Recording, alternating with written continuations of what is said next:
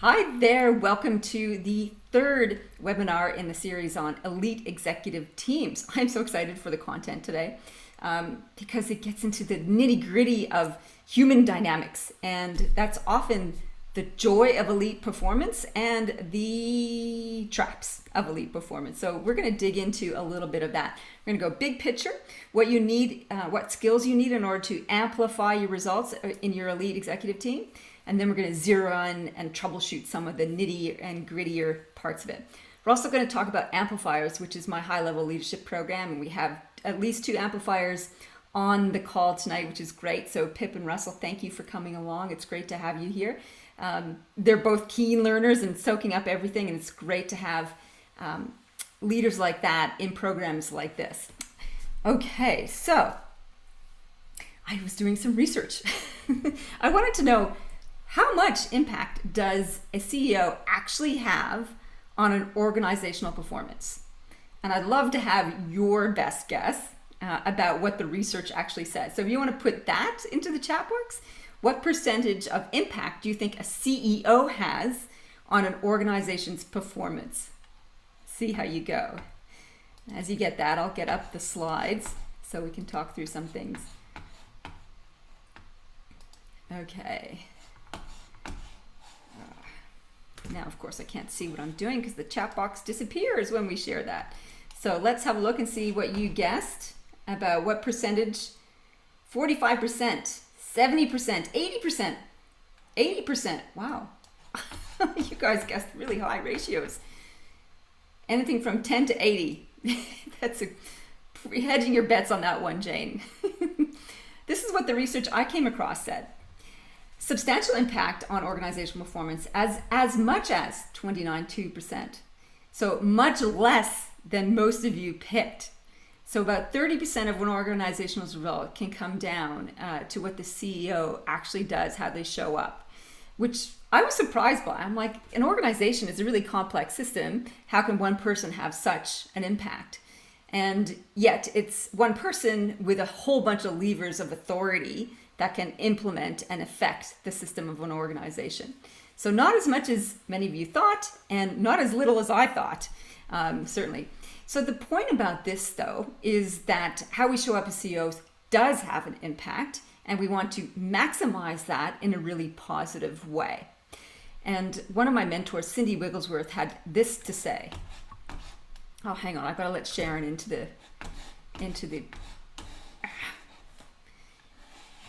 This is a real problem with my system here, is that when people come late, I have to stop everything and let them in. Here we go. She should be coming in there. Wonderful. Okay, back to that. Sorry for this little shenanigans. Here we go.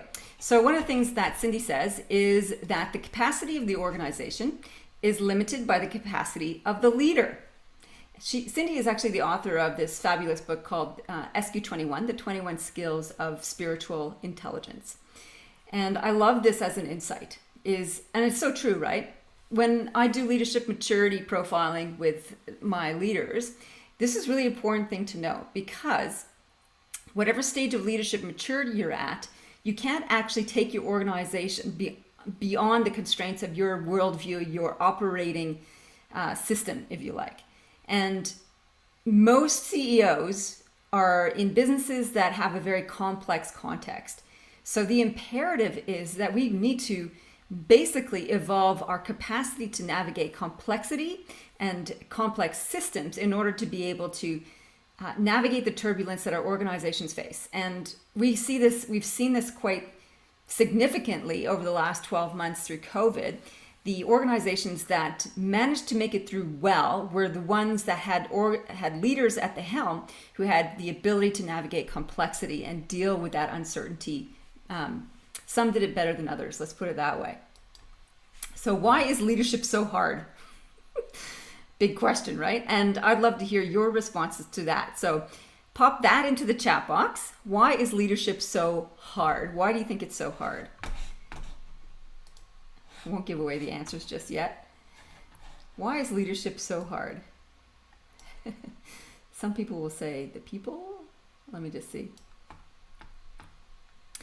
I agree, Pip. Wigglesworth is the best last name in the world. Okay, so why is leadership so hard? Because people are complex. Yes, they are. People, it exposes your weaknesses. Interesting one, Jane. Competing demands, people stuff, politics, trying to get people on the same page because of the diversity of people, their backgrounds and personalities. Huge responsibility to be a role model. Yeah, all of those things. So when I talk to leaders, there's a couple of things that I've discovered are the reasons why leadership is so hard. The first one is that your spot fires, and they could be people stuff spot fires, take up all your time and energy. So you end up just dealing with emergency situations, or what feels like emergency situations. The urgent and important takes over from the non-urgent and important. So the short term versus the long term is one of the challenges. Absolutely. Constant change and volatility. Yeah, that seems to be, maybe we're adjusting to that now, because none of you said that. Like, constant change and volatility is something that you need to harden yourself for or become more flexible to. I'm not sure whether you have to harden or become more flexible, but it's certainly something that we need to contend with. And this last one was what Lynn said. You know, the weight of responsibility is something that we all carry on our shoulders when we're heading up an organization, an industry, or a business. Like, yeah, we have people's livelihoods at stake. We have industries at stake. We have communities at stake. And that can take a toll. It keeps people up late at night. And it certainly did during the pandemic, when people were faced with, what are we going to do? Are we going to have to lay people off? Are we going to have to stand people down? Will a business survive this?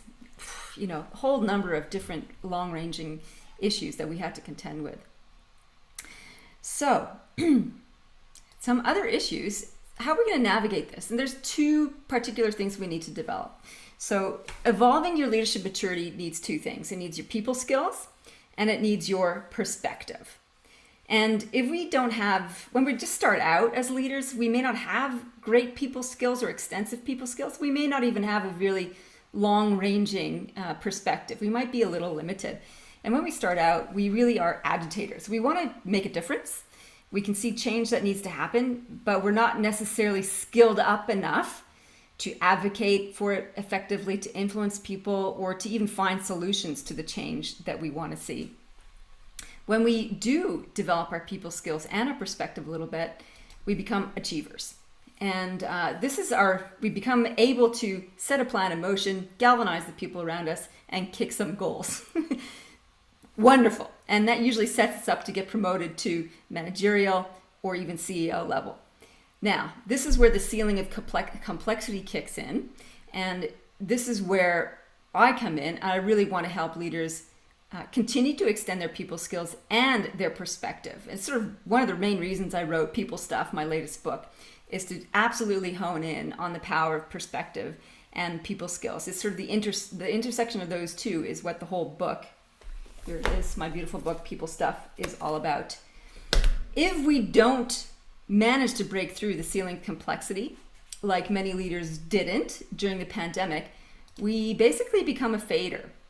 And I've seen this a couple of times in the last 6 to 12 months, where CEOs were just not up to the job of navigating the volatility, uncertainty, complexity, and ambiguity. And they resigned or asked to leave or burnt out. And that's when you don't want to go there. You want to make the critical shift and become an amplifier. So an amplifier basically takes all the skills of an achiever and does things in a more complex, more elevated, more far-reaching way. So your people skills extend and your perspective extends as well. And there's different elements to perspective. There is your time horizon. How far into the future and past do you look at when you're looking at making decisions? There is the depth of your thinking, which is being able to look as if you're taking X-ray at an issue or an organization. And certainly some of the models I talk about on people stuff show you how to do that. Anything from a problem tree to scenario planning helps you do that. And then it's the bigger picture also. How big is your circle of concern? How far reaching is your sense of us? And that's the other key message in my book, people stuff is that sense of us needs to expand. It's not just about you, your organization. It's the community in which you live. It's the sector in which you operate. It's the nation in which you find yourself. And it's the nation's politics in relationship to the international stage that is important, and our collective humanity and planet as a whole. Now, if that sounds like a big job, yeah, yeah, it is.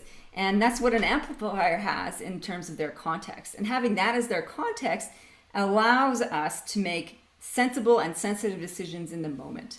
That's what we're after. So I mentioned at the beginning of this webcast, that's the bigger picture stuff. So what are the challenges? And this is the pushback we get as leaders in terms of developing the skills to be able to take our teams with us on the amplifier journey.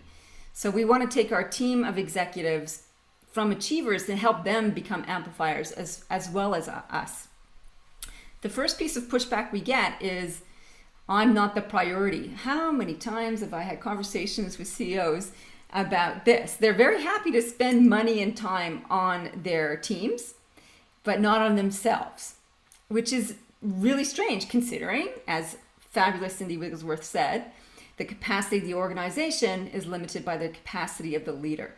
So if we are not developing and stretching the CEOs, the leaders of organizations, then that organization is limited also. So this is a really important myth to debunk right here, right now. The CEO absolutely is a priority. And because the development of all the people in your team depend on it, as well as the organization. And the second one is, I don't have the time.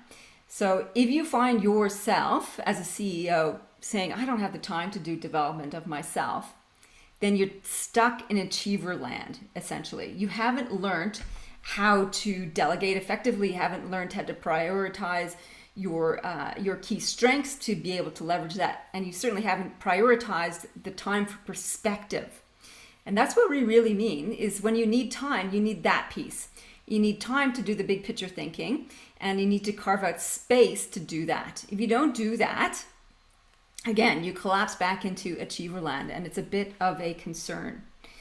So here are some solutions to this. This is the do-it-yourself version.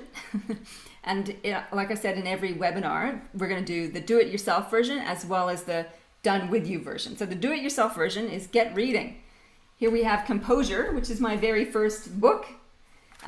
This is a handbook of get yourself together. Composure takes a big picture look at who you are and how you're operating. And this other book, the second one here, The Art of Impossible, is really good. I was surprised at how good it was, actually, because Stephen Kotler's other books on peak performance and flow were very much case study oriented and not so much on how-to implementation. Well, this book is solid on science and solid on implementation. And for my amplifiers group, I actually did a summary of the checklist for how to get yourself into and managing flow more consistently in your world. So those two books, if you're doing a do it yourself and getting yourself together, I'd start here.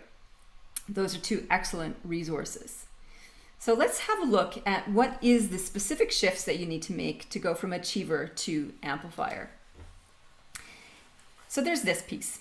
Your context as an achiever is linear. You know, how do we go from here to there, A to B, in a 12-month period or up to 3 years? It's a very contained kind of horizon. An amplifier is really looking at an exponential context. How can we 10x our results? How can I elevate my people to 10x the capacity that they have now? 10x means 10 times.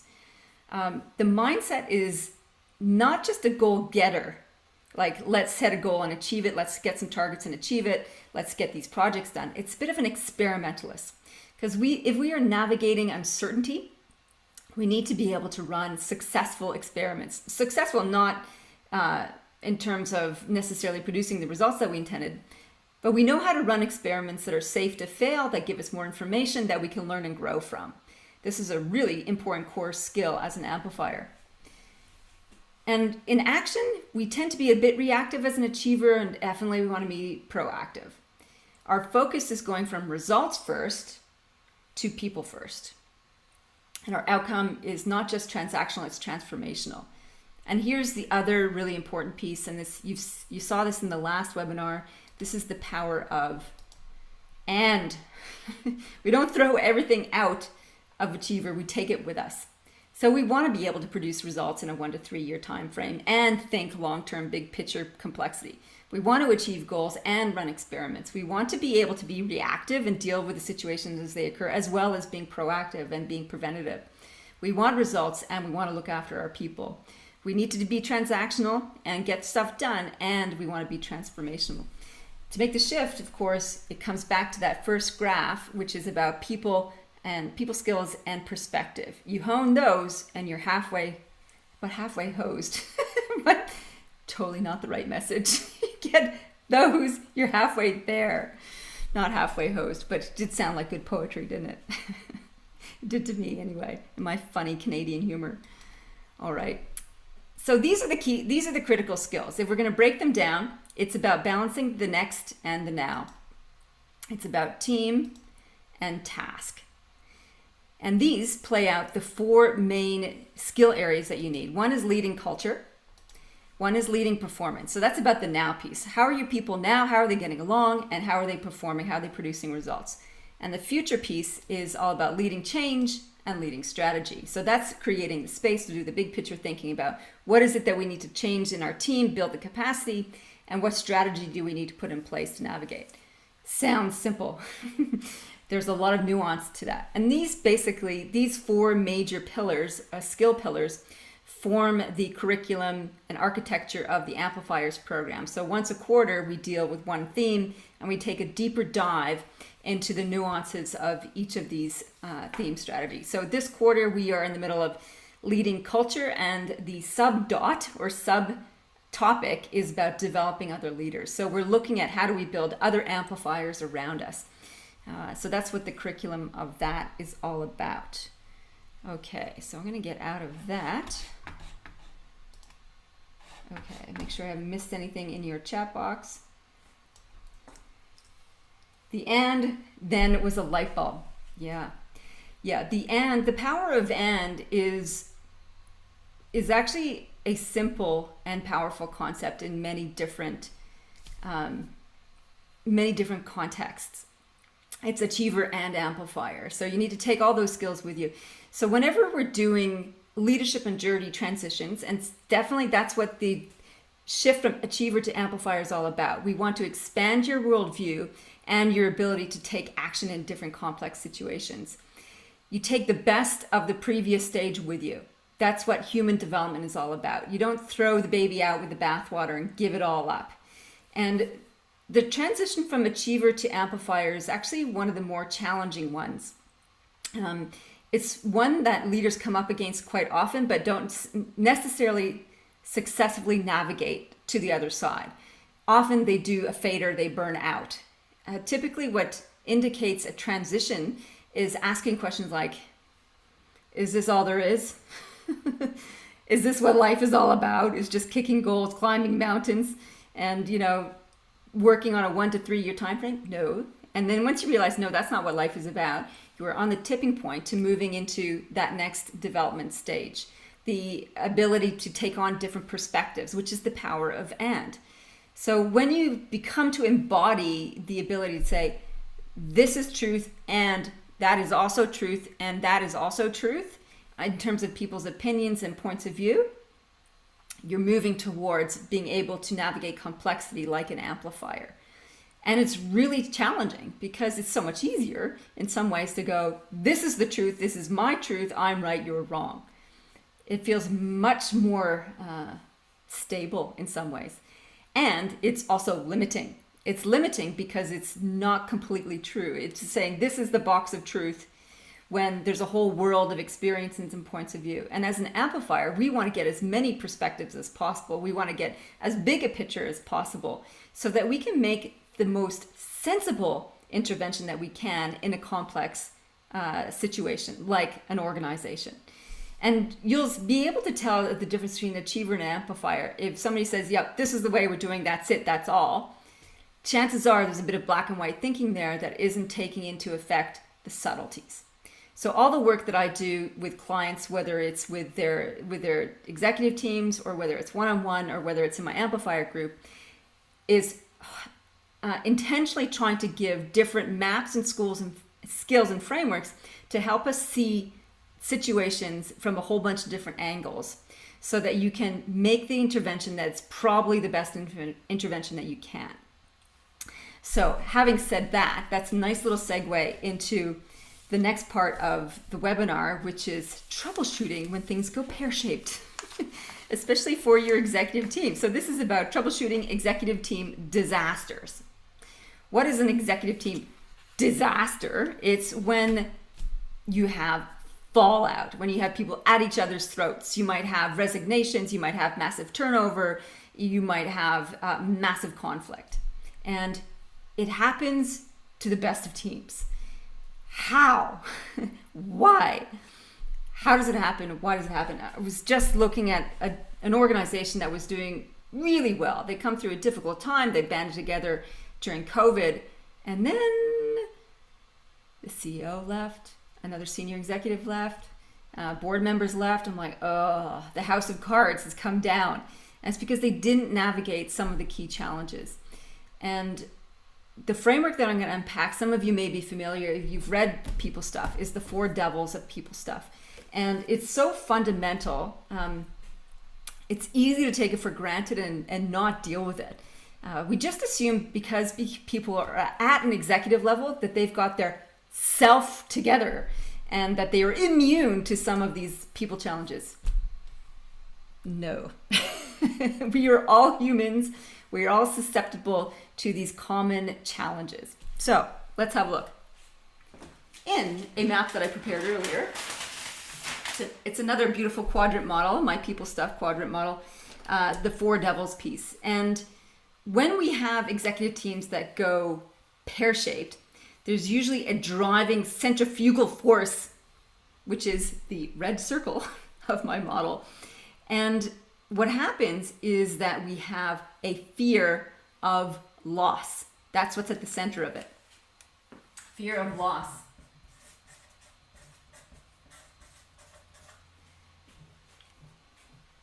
And even though humans have evolved considerably, our civilizations have evolved amazingly, especially in the last 20 to 50 years, we are still equipped with the same biological chemistry that we've had for the last 100,000 years or so, which serves us well and doesn't.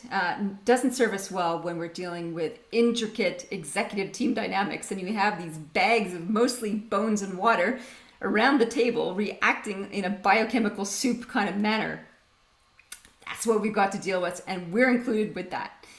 What we hope to do is become more aware when our bags of bone and mostly water does get triggered. And it's like, oh, there's my biochemical triggers happening. And fear of loss is a primal one. It puts us into fight and flight. That's our amygdala gets kicked into gear and we go into survival mode. And all sorts of unhelpful behaviors occur as a result. So there's 4 different types of loss. The first one is loss of power. Power, the first P. Loss of power.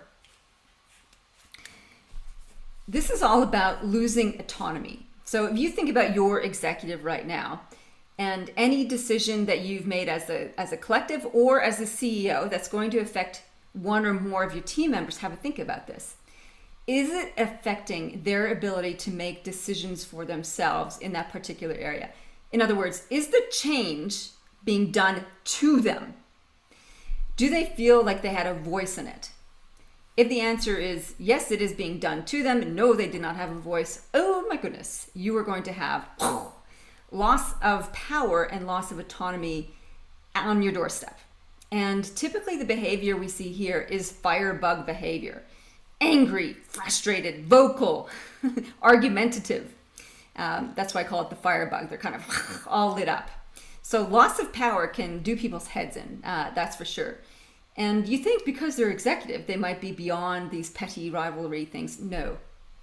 This actually increases turf wars because people then start to claw back responsibilities that they had. They want to maintain some control of their territory, of their responsibilities, of their sector. And so this is where turf wars really come to the fore if you have a loss of power piece happening. Okay, that's the first P. Now, the second P is loss of position. Position.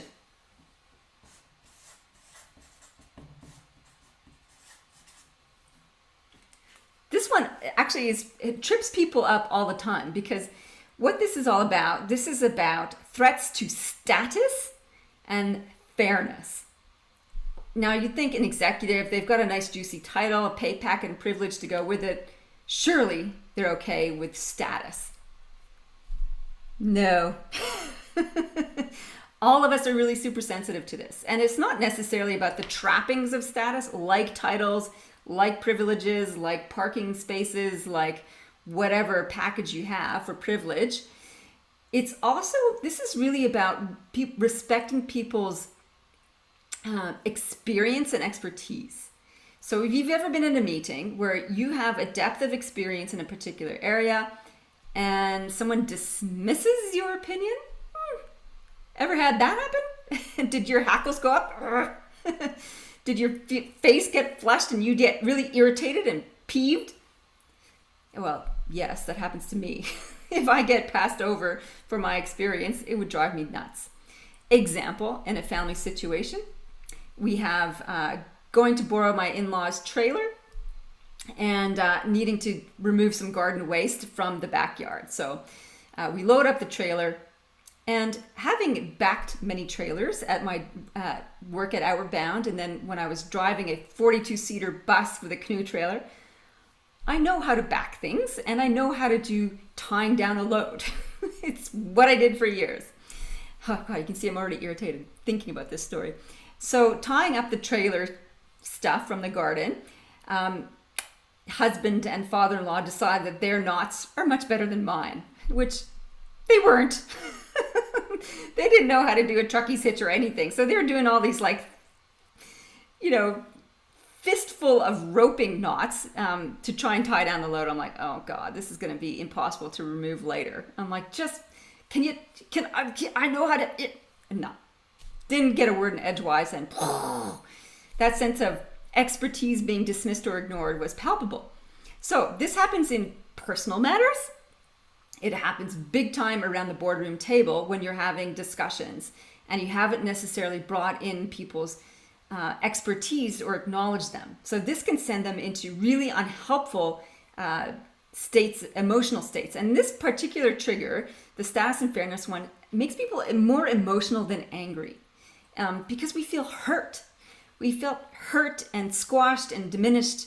And it's a different kind of response than losing our power. This one it can turn us into emotional tirades. And so all of a sudden we're emotionally ranting and we don't even know what we're ranting about. And certainly the people listening to us don't know what we're ranting about either. And this can be problematic when it comes to team dynamics. Because if you've been in a meeting like that where someone goes off their nut and is doing an emotional rant, you're just kind of like, how do you deal with that? And it makes people awkward, and it's really hard to recover from that. So this is one of the triggers that helps people have a meltdown. We'll talk about solutions in a moment. So that's the second P, is the position, loss of position. The third P is loss of place, loss of place.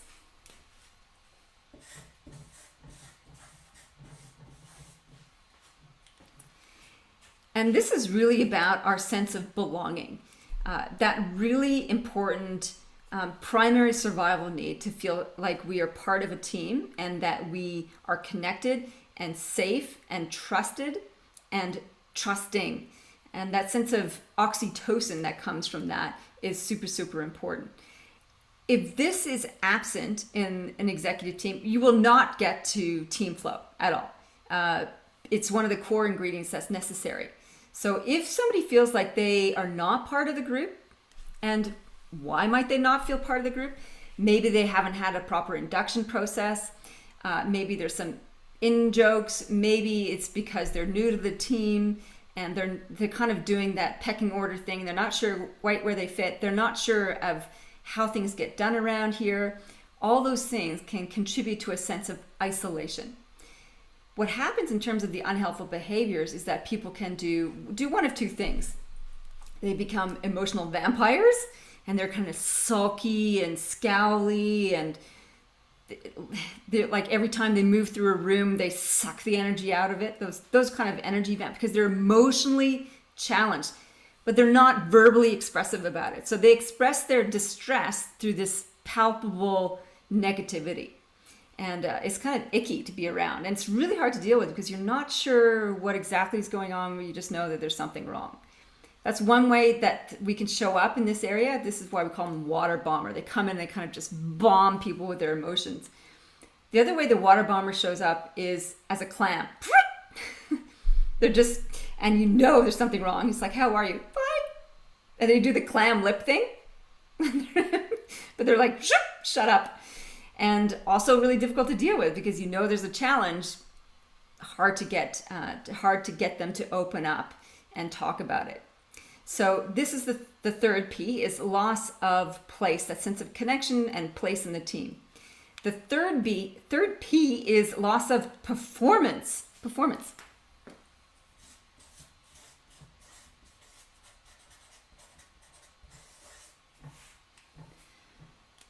This happens when people feel overworked. So I was talking to a general manager and her operating officer yesterday, and that's certainly what's starting to, the cracks that they're seeing in their executive team is around this issue.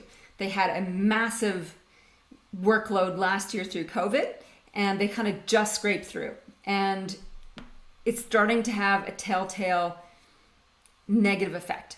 But because they were such a tight-knit team, they're finding it very difficult to articulate challenges to that. So the general manager was feeling that people weren't being too honest with each other. She could sense that things weren't going well, but she didn't feel like they were able or willing to have the honest conversations about it.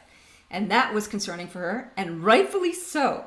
So what happens here when we are threatened by overwork, by this threat to loss of performance, this is frightening for us because it attacks our inner achiever. We all want to perform, we all want to deliver, and we feel like we've overburdened that we're going to fail. So it's a fear of failure that's built into this. But we don't want to complain because we feel challenged by complaining. So what happens, all that emotional energy goes underground.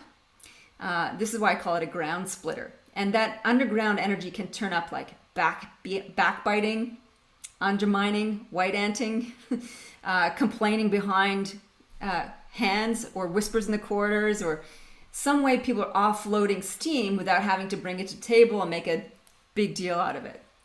It's a problem.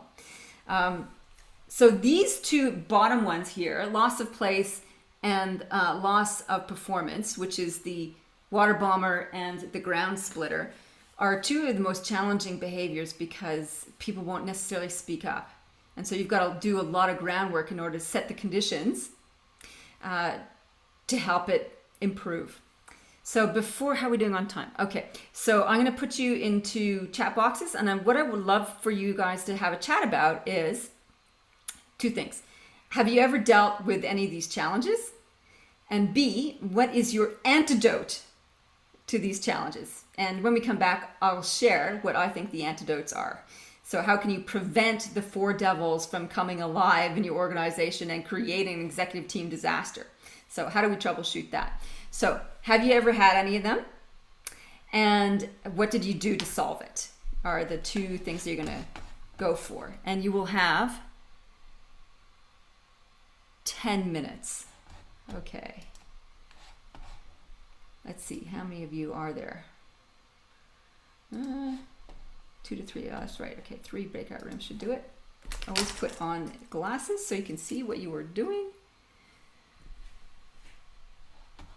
Okay, let's have a look. All right, have fun. 10 minutes. Thank you for the reality check. Cool. So in terms of solutions to this, preventative measures, there are 5 R's that can help. And the first one, which will help deal with this, what Russell was alluding to, people making inappropriate jokes and hurtful, sarcastic remarks. And that's about rules, and particularly around when we're dealing fear of loss of power and autonomy, this is really helpful.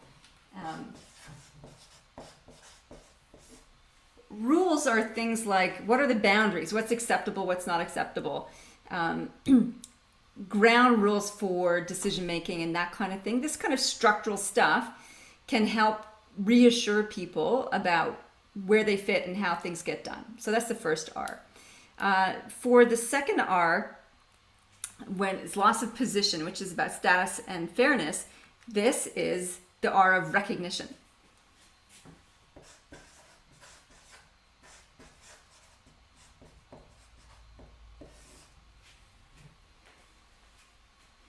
That's one piece that as we saw in previous webinars. You can boost productivity and engagement simply by recognizing people's contributions. It's a very simple piece, but it's amazing how little it gets done. The third R is around relationships, and building relationships is pretty critical. So that's helping people feel comfortable one-on-one, as well as building understanding between each other. So asking your curious questions is really helpful right around there.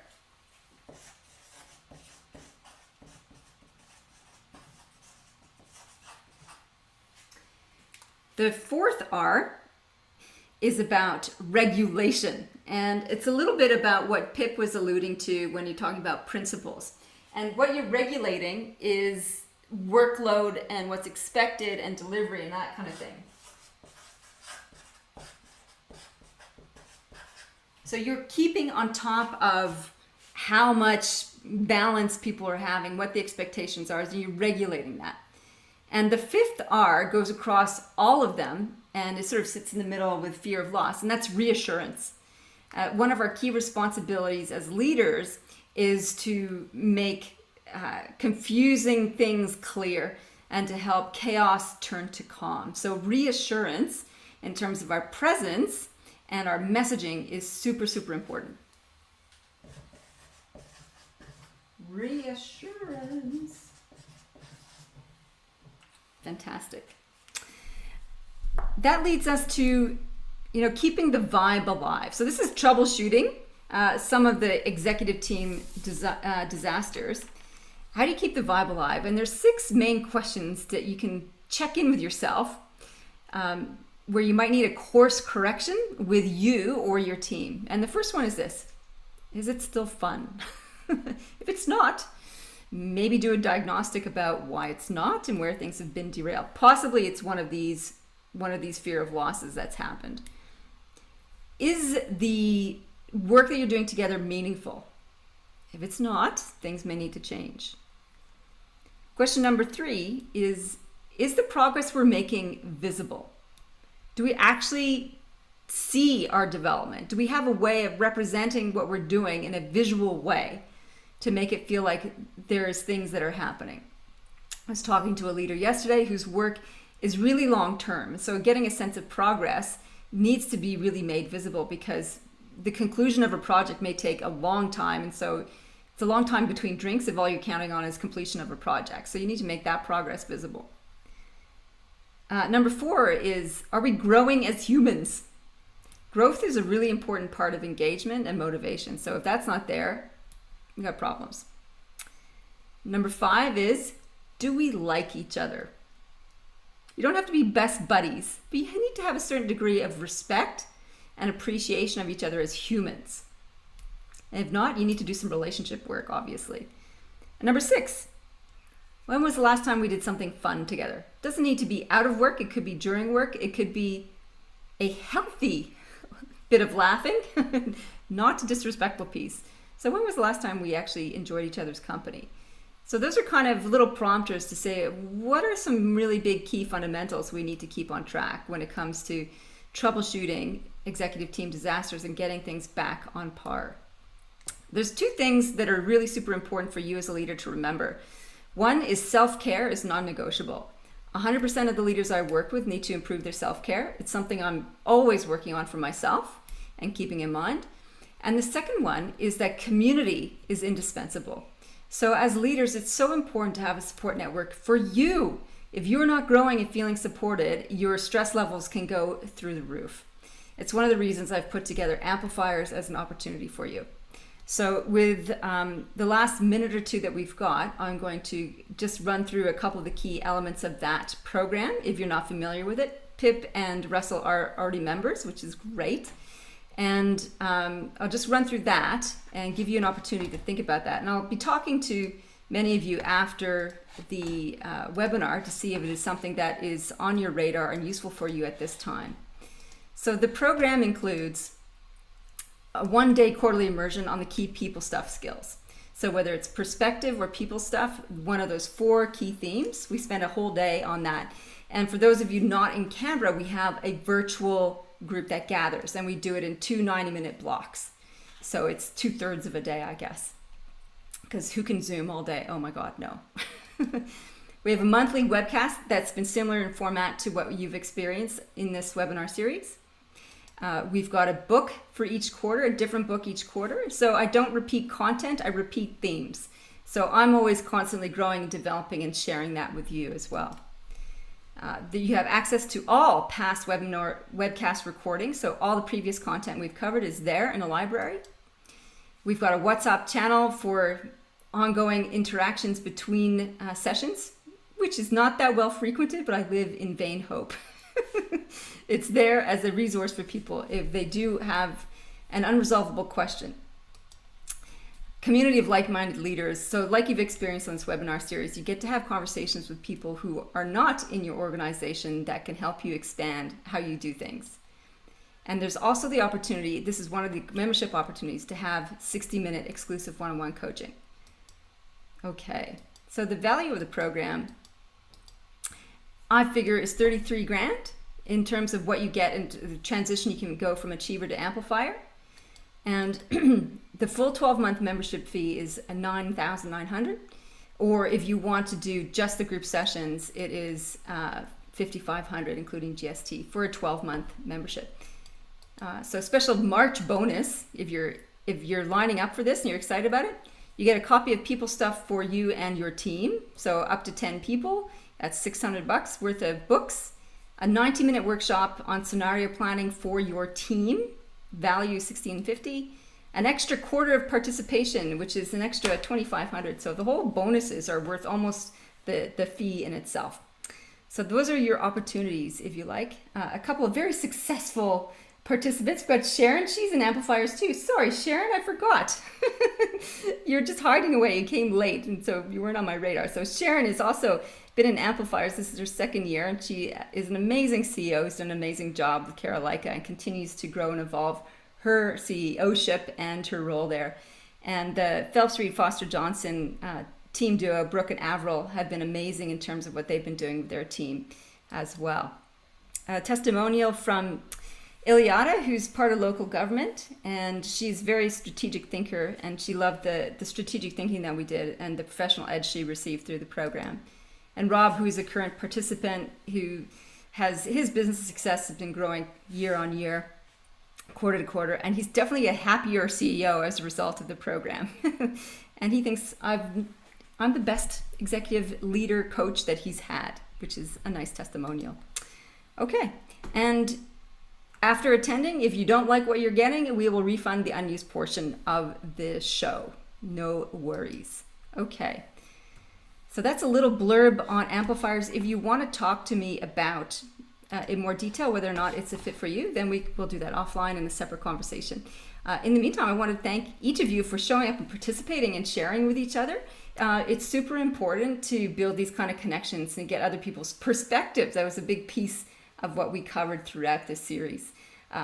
We'll be reaching out to get your feedback about what worked, what was useful, what resonated for you. And as I wrap up, if you want to put what a key takeaway was for you in the chat box, that would be absolutely fantastic. And I will stop the recording while you do that. And in the meantime, say thank you so much. I really appreciate you coming along. And here's Paul coming in at the last minute.